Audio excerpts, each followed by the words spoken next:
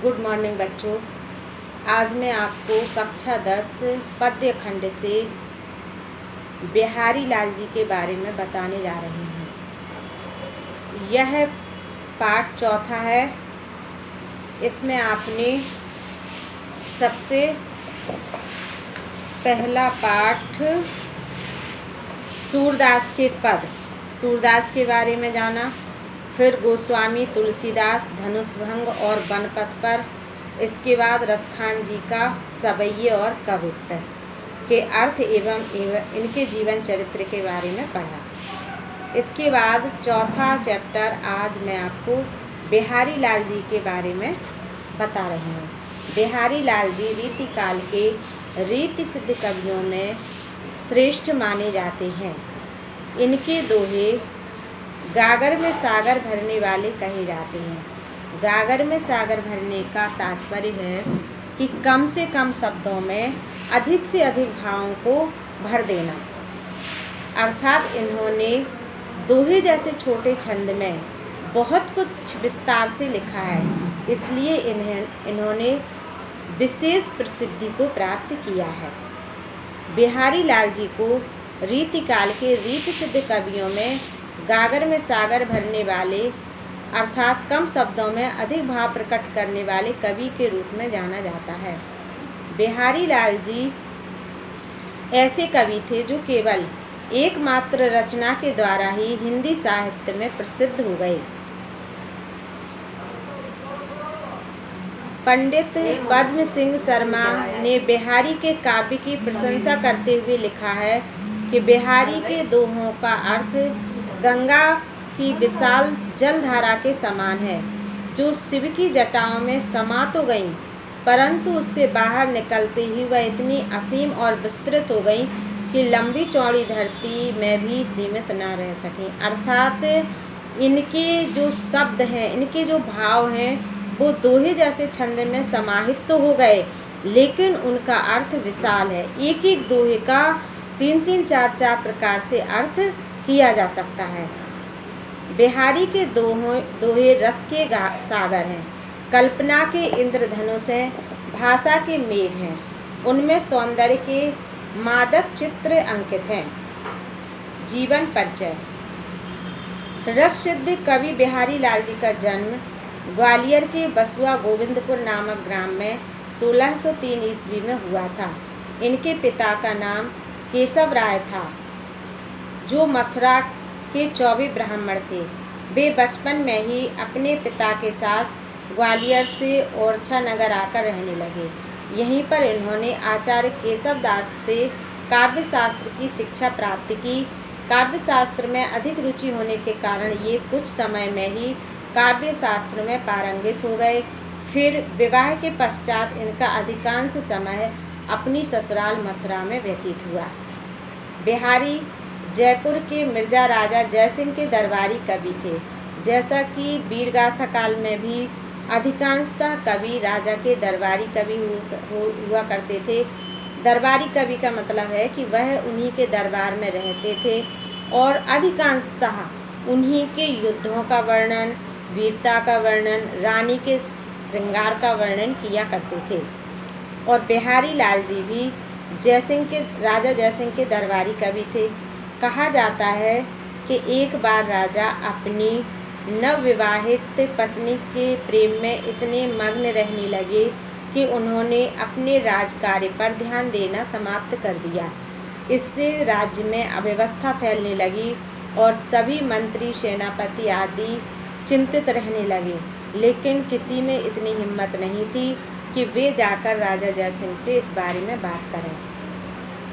फिर बिहारी जी से कहा गया, क्योंकि बिहारी लाल जी उनके दरबारी कवि थे, दरबार में रहते थे, तो उनसे अपनी समस्या को उन लोगों ने बताया।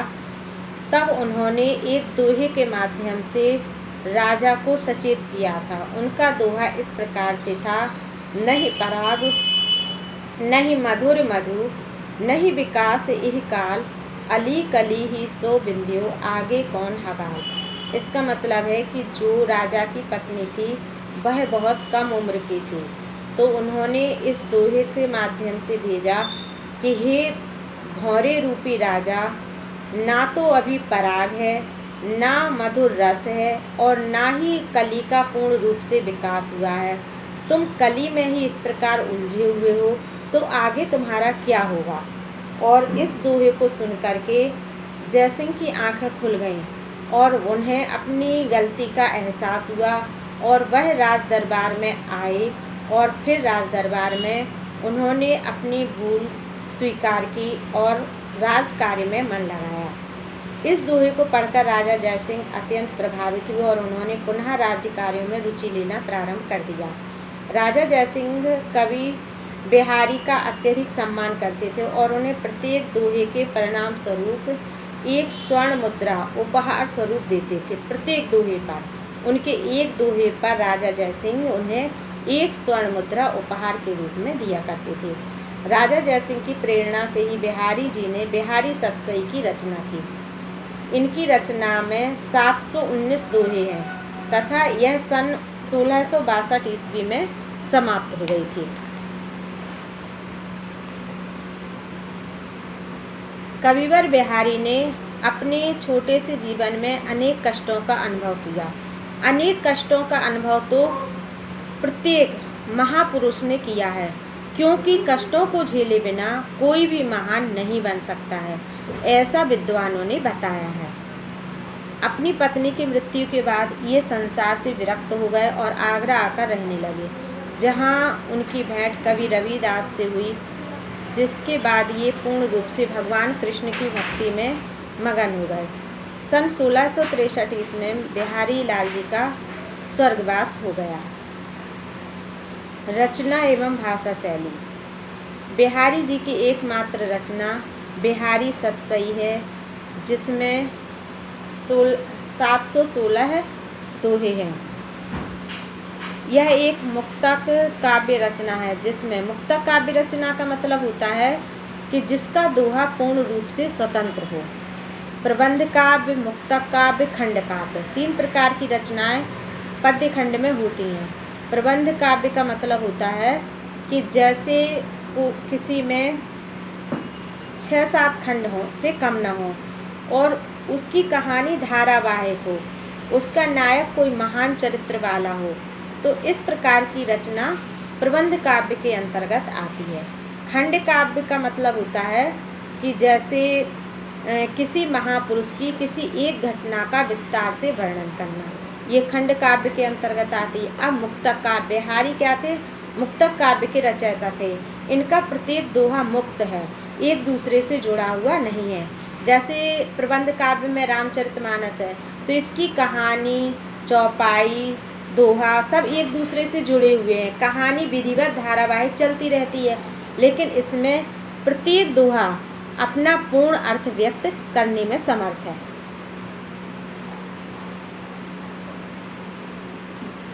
बिहारी जी का काव्य मुक्तक काव्य है, जिसमें मुक्तक काव्य की सभी विशेषताएं हैं।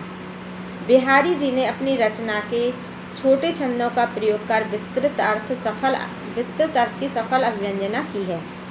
बिहारी जी के दोहे विभिन्न विषयों जैसे श्रृंगार, नायिकावेद, भक्ति, नीति, ज्योतिष, गणित, आयुर्वेद और इतिहास आदि पर आधारित है, किंतु इन्होंने अपने दोहों में श्रृंगार, नीति, भक्ति को प्रधानता दी है।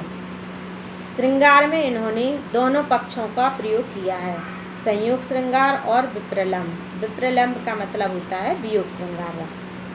श्रृंगार संबंधी दोहों में रूप, स्वभाव, मनोविज्ञान, भंगिमा आदि का वर्णन चित्रवत है, और इतना चित्रवत है कि पाठक इसे पढ़कर पूर्ण रूप से मंत्रमुग्ध हो जाता है। इन्होंने नीति दोहों में अनेक कटु अनुभवों का भी वर्णन किया है। भक्ति के दोहों में ईश्वर भक्ति का सरल व सरस वर्णन किया गया है। बिहारी जी ने अपनी रचना में साहित्यिक ब्रजभाषा का प्रयोग किया है तथा रूपक, उपमा, श्लेष, अतिशयोक्तिपूर्ण और अनुप्रास, अन्योक्ति आदि अलंकारों का प्रयोग किया है। इनका भाव पक्ष एवं कला पक्ष दोनों ही उन्नति कोटि के हैं, उच्च कोटि के हैं।